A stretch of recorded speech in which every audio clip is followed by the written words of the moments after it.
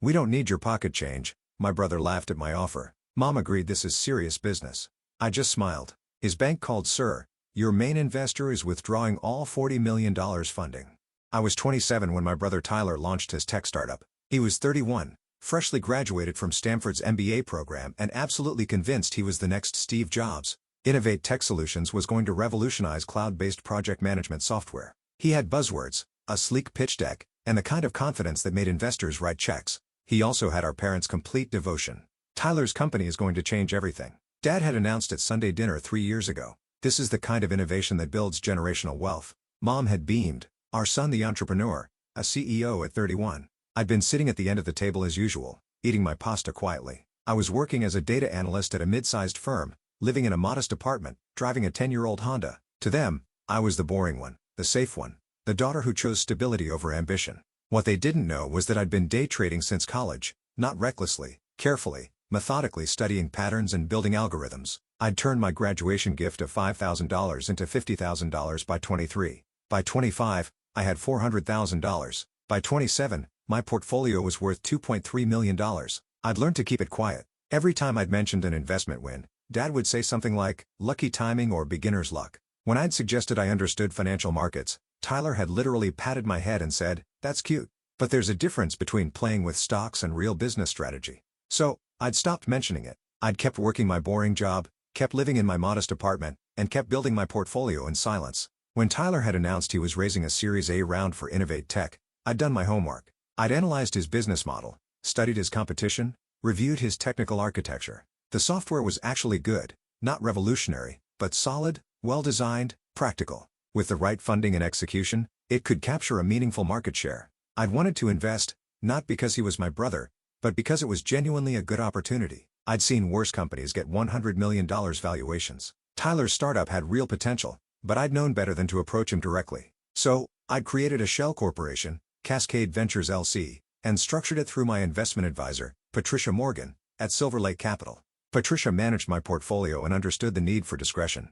She'd set up the entity, filed all the proper paperwork, and made sure everything was completely legal and separate from my personal identity. Then, Patricia had reached out to Tyler's fundraising team with an investment offer, $40 million for 28% equity, a substantial Series A that would fully fund his product development, marketing, and expansion plans for the next 3 years. Tyler had been ecstatic. A $40 million commitment from a serious venture capital entity. It was more than he'd hoped for. The deal had closed in 6 weeks. Cascade Ventures became Innovate Tech's primary investor and majority stakeholder. I became my brother's boss essentially, and he had absolutely no idea. That was 3 years ago. Since then, I'd watched from behind the corporate veil as Innovate Tech grew.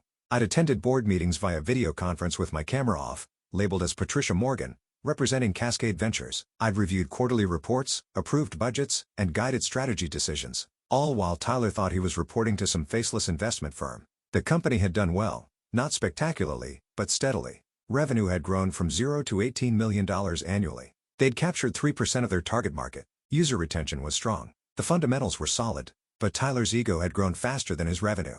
Every family dinner became a Tyler highlight reel. We just signed Microsoft as a client. Forbes mentioned us in their tech startups to watch list. I'm speaking at 3 conferences next month. Dad would beam with pride. Mom would show everyone photos on her phone. I son the co. I'd smile and nod and ask polite questions while internally reviewing the financial reports that told a more complete story. Yes, Microsoft was a client. A very small pilot program worth $50,000 annually. Yes, Forbes mentioned them in a list of 50 startups, one sentence. Yes, Tyler was speaking at conferences, mostly because I'd approved the marketing budget that paid for sponsor speaking slots. None of that diminished the company's success. But it wasn't the unicorn story Tyler presented to the family. The breaking point came at Mom's birthday dinner last month, November 15th. The whole family gathered at an upscale steakhouse. Tyler's treat, he'd insisted. He'd arrived in a new Tesla Model S, wearing a Breitling watch, carrying himself with the kind of swagger that made waiters uncomfortable. The company's doing incredibly well, he'd announced during appetizers. We're preparing for our Series B round. Looking at a $200 million valuation. Dad had whistled. $200 million. Tyler, that's extraordinary. We're in talks with several major VC firms, Tyler had continued. Sequoia is interested.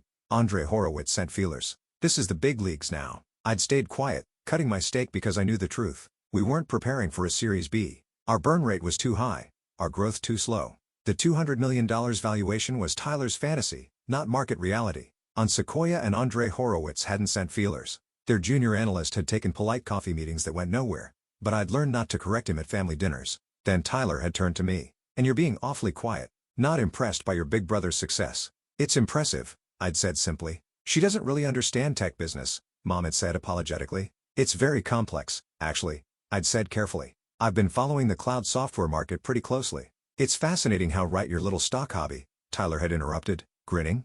"How's that going? Made your first million yet?" You'd said it like a joke, like the idea of me having serious money was absurd. "I do okay," I'd replied. "Em works hard," Dad had said in that placating tone that actually meant, let's humor her. "Data analysis is a solid career." "Solid," Tyler had repeated, smirking. "That's one way to put it. Look, Em, there's nothing wrong with a stable job. Not everyone is cut out for the startup world. Takes a certain kind of risk tolerance, vision, aggressive mindset. You're more of a steady player, and that's fine." I'd taken a sip of water and said nothing. Then Tyler had dropped the bomb. "Actually, speaking of investments, didn't you mention wanting to invest in Innovate Tech back when we were starting?" I'd frozen. "I might have mentioned it, right?" He'd laughed. "I remember. You offered like $5,000 or something. Your investment fund."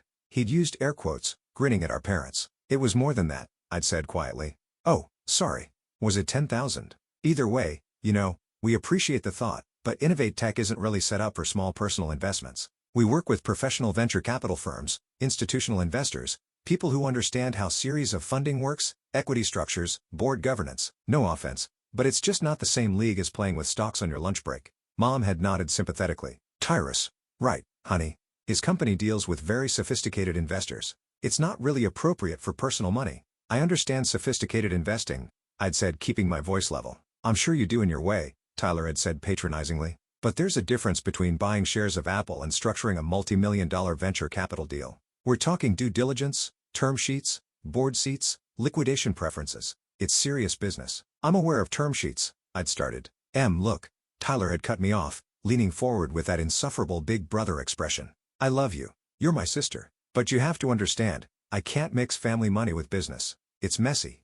And honestly, I don't think you'd be comfortable with the kind of risk we're taking. This isn't safe, stable 9-to-5 money. This is aggressive growth strategy. We're burning through capital to scale fast. It's not the kind of thing someone with your conservative approach would understand." "Conservative," I'd repeated, risk-averse. He'd clarified, "Which is smart for you. You like your safe job, your safe investments, your safe life. Nothing wrong with that. But don't confuse that with what we're doing at Innovate Tech. We're playing a different game entirely." Dad had raised his glass to Tyler and Innovate Tech. "May the Series B be everything you're hoping for." Everyone had toasted. I'd raised my glass mechanically, my mind racing.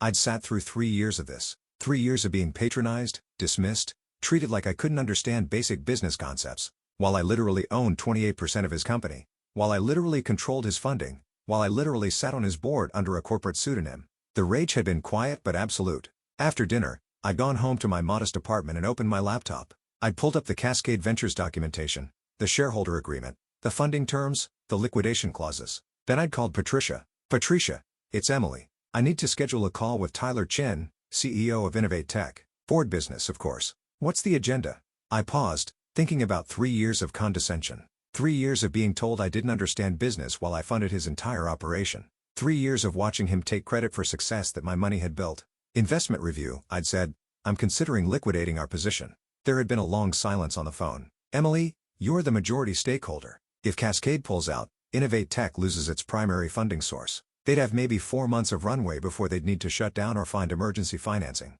"I'm aware. Are you sure about this?" I'd thought about Tyler's smirk, his patronizing tone, his absolute certainty that I was too small, too safe, too boring to play in his world. "Schedule the call," I'd said. 2 days later, Tyler had been sitting in Innovate Tech's conference room for his quarterly board meeting. I'd watched via the video link, my camera off as usual, as Patricia had joined the call. "Good morning, Mr. Chin," Patricia had said professionally. "Thank you for joining us. I'm afraid we have some concerning matters to discuss regarding Cascade Ventures' investment in Innovate Tech." Tyler had looked confused. "Concerning? I thought Q3 results were solid.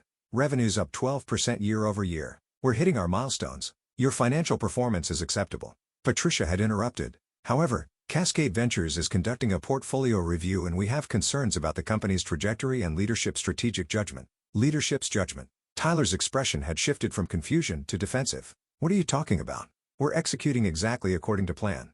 We're on track for Series B discussions next quarter." "Mr. Chin, we need to be frank. Your Series B projections are unrealistic. Your $200 million valuation target isn't supported by your current metrics. Your burn rate is concerning. And frankly, we have questions about capital allocation decisions. Tyler had gone red. What decisions? We've been completely transparent. Every expenditure is documented. Your Tesla, your executive compensation package, the conference sponsorships, the premium office space. These are not efficient uses of venture capital during a growth phase. Those are standard startup CEO expenses. Every tech founder is not funded by Cascade Ventures, Patricia had said. We have specific expectations about capital discipline, expectations that we feel are not being met.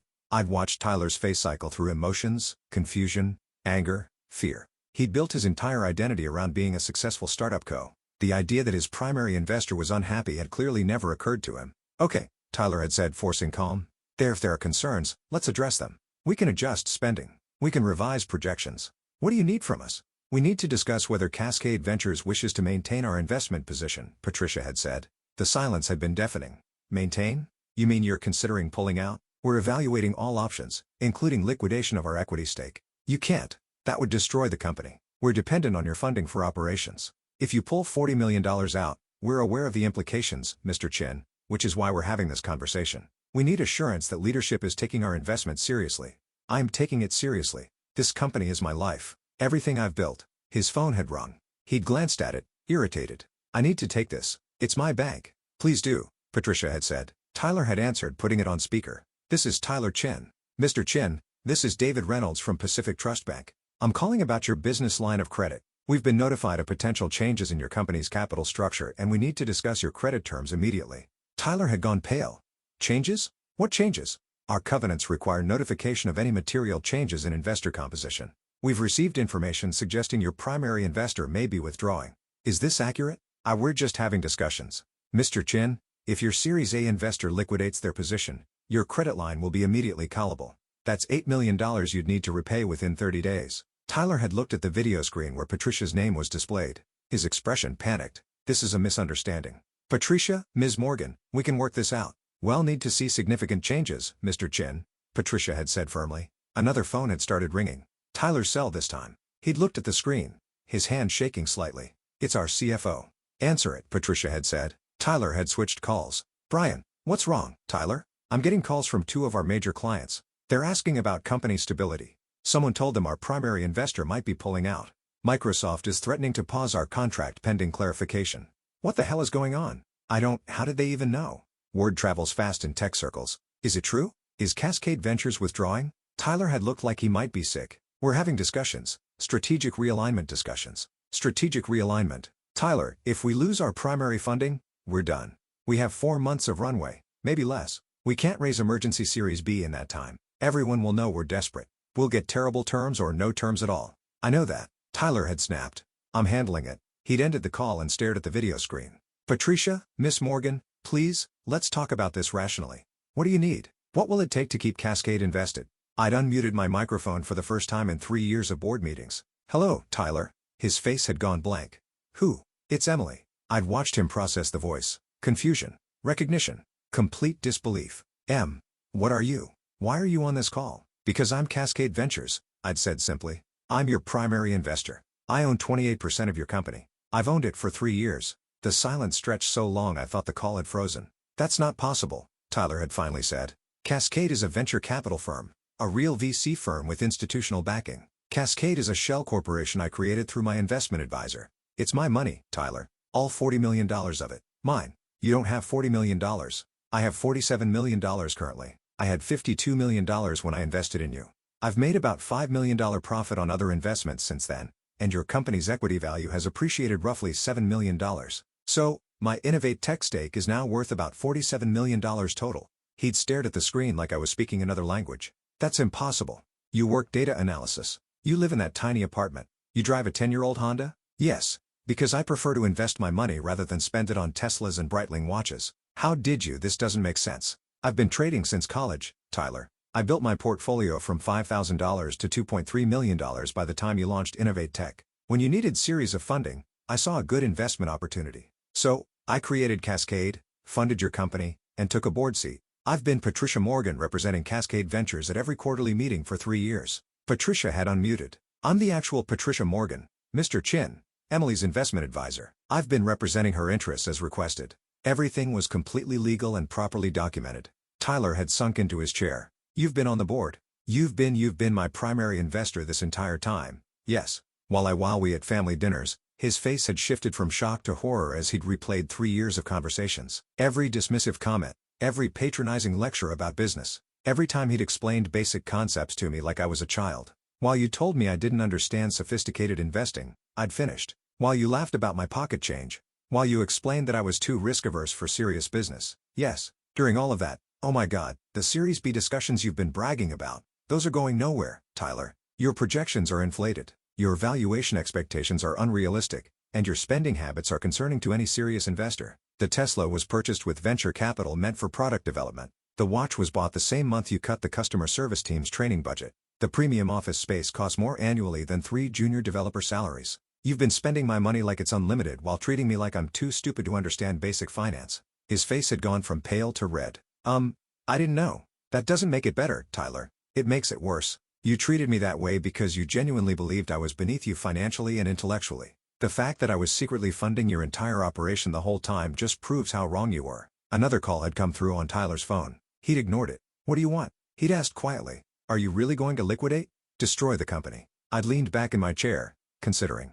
3 years of condescension, 3 years of family dinners where I was the boring, safe, unsuccessful daughter while he was the visionary entrepreneur. 3 years of being patronized by someone whose company only existed because of my money. I'm not going to destroy anything, I'd said finally. Despite what you think of me, I'm actually a pretty good investor. I don't make emotional decisions with $47 million positions. Then what? But things are going to change. First, your spending gets audited. Every personal expense charged to the company gets reviewed. The Tesla, you're buying that out personally or returning it. The watch personal expense, the conference sponsorships that are really just vanity speaking slots. Cut entirely. Tyler had nodded frantically. Done. Absolutely. Second, your compensation package gets restructured. You're currently paying yourself $280,000 annually plus equity. That's dropping to $180,000 until revenue hits $25 million. You want startup founder money? Hit startup founder metrics. Yes. Third, you're getting a real SUE. Someone with operational experience who can rein in your spending and implement actual financial controls. I'm approving the hire in the search firm. You don't get veto power. Understood. Fourth, the $200 million Series B fantasy ends now. We're going to build a sustainable business with realistic projections. If that means slower growth, fine. I'd rather own 28% of a company worth $100 million than 28% of one worth zero because you burn through capital chasing unicorn valuations, right? That makes sense. And fifth, I'd said, my voice hardening. You're going to tell our parents the truth. All of it. That I'm your primary investor. That I've funded your company from the beginning. That your success is built on my capital, not just your vision. And you're going to do it at this Sunday's dinner in front of everyone. Tyler had closed his eyes. And that's, do we have to? Those are my terms, I'd said flatly. Accept them or I liquidate my position tomorrow and you can explain to Mom and Dad why your company collapsed. I accept, he'd said immediately. All of it. I accept. Good. Patricia will send you the updated agreements. Sign them by end of day Friday. I will. Can I just say I'm sorry I was an ass? I was completely wrong about you. Yes, I'd agreed you were. But you can start making it right on Sunday. I'd ended the call and sat in my apartment, hands shaking slightly with adrenaline. 3 years of hidden identity revealed in 15 minutes. 3 years of secret control brought into the light. Sunday dinner was at Dad's house. I'd arrived early, settling into my usual spot at the end of the table. Tyler had come in looking like he might throw up, which gave me a certain satisfaction. Mom had started her usual routine. Tyler, honey, how's the company? Any news on that Series B? Tyler had glanced at me. I'd raised my eyebrows slightly. Actually, you, Mom, Dad, everyone, I need to tell you something about the company, about how it got funded. Dad had perked up.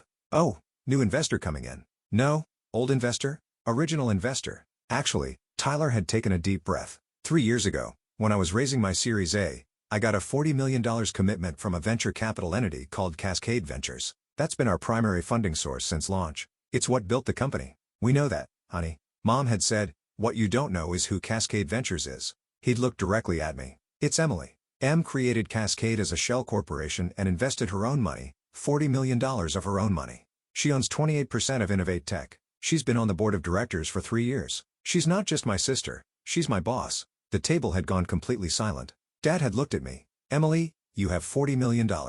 I have about $47 million currently. I'd corrected. My portfolio's done well. But you work as a data analyst. I work as a data analyst because I like the work and it's flexible, I'd said. But I've been investing since college. Day trading, algorithmic trading, growth stocks, some crypto early on. I've built the portfolio over time. Mom had seemed unable to process this. You never said anything. I tried to. Remember when I mentioned making $50,000 on a tech stock in my 20s? Dad said it was beginner's luck. When I suggested I understood financial markets, Tyler patted my head and called it cute. Tyler had flinched, so I stopped mentioning it. I'd continued. I kept building my portfolio quietly, and when Tyler needed series of funding, I saw a good investment opportunity. So I funded it anonymously through a shell corporation because I knew if I offered directly, you'd all dismiss it as my little investment hobby with my pocket change. Pocket change, Tyler had repeated hollowly. That's exactly what I called it at Mom's birthday dinner. Your pocket change? You did? I'd agreed. Right before you explained that I didn't understand sophisticated investing or term sheets or how serious business works while I literally owned 28% of your company and had been on your board for 3 years. The table had erupted. Dad asking questions about my portfolio strategy. Mom demanding to know why I'd hidden this. My aunt asking if I was actually rich. Tyler sitting silently staring at his plate. Why didn't you just tell us? Dad had finally asked. Because you wouldn't have believed me, I'd said simply. Or you would have thought I was exaggerating or gotten lucky or somehow didn't really earn it. You're barely believing me now and Tyler's here confirming every word. I would have believed you, Dad had protested weakly. Dad, you called me safely employed last Christmas like it was a gentle criticism. Tyler literally said 2 weeks ago that I'm too risk-averse for serious business.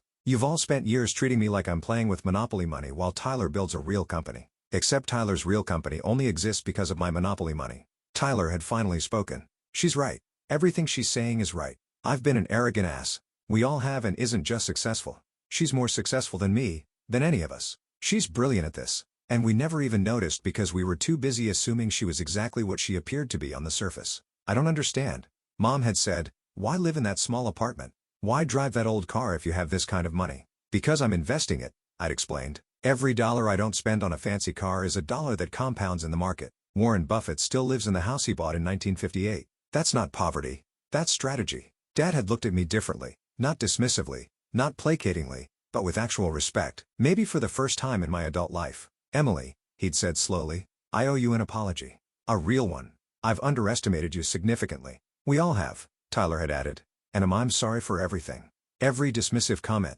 Every patronizing explanation. Every time I made you feel small. You've been keeping my company alive, and I've been treating you like you couldn't understand a balance sheet. You really couldn't? I'd asked pointedly. He'd smiled slightly. Apparently not as well as you do.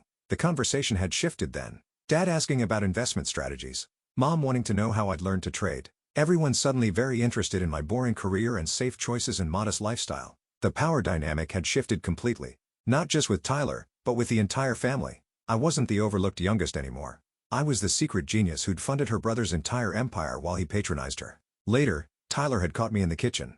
For real. Are we okay? The company? I mean, you're not actually going to pull funding, right? Not if you follow the new terms, I'd said. Cut the wasteful spending. Hire the COO. Build sustainably. Do that and we'll be fine. I will. I promise. He paused. I really am sorry. I was so focused on being the successful one. I never considered that you already were. I know, I'd said. But Tyler, don't tell me you understand business better than I do anymore. I literally own your business. He'd laughed, but it was humble. Yeah, I got that message pretty clearly. The story had made it into the family lore. The time Emily revealed she was secretly rich and had been funding Tyler's company the whole time. It was told at every gathering, every holiday, every family event, sometimes with embarrassment, sometimes with pride, always with a certain sense of disbelief. Tyler's company had stabilized. With proper financial controls, realistic projections, and disciplined spending, Innovate Tech had actually become more attractive to investors. 6 months later, they'd successfully closed a Series B at a $120 million valuation. Not the $200 million fantasy Tyler had wanted, but a realistic number backed by solid metrics. My 28% stake was now worth approximately $34 million, a decent return on my original $40 million investment when combined with the dividend distributions I'd received.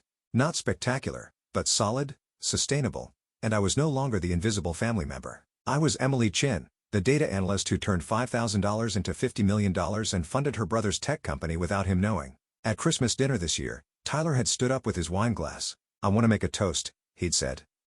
My sister, my primary investor and the smartest person in this family, who taught me that success doesn't always look like what you expect, and that the quietest person in the room might be the most powerful. Everyone had raised their glasses. I'd smiled, staying seated at the end of the table. My choice now, not a relegation. To they'd chorus. I'd taken a sip of wine and thought about 3 years of secret board meetings. 3 years of funding my brother's dream while he dismissed mine. 3 years of being underestimated while I held all the power. To family, I'd said quietly, may we all learn to look a little deeper. Tyler had met my eyes across the table and nodded. A real acknowledgement, real respect. It had only taken $40 million and a near collapse of his company to get there. But I suppose some lessons were expensive.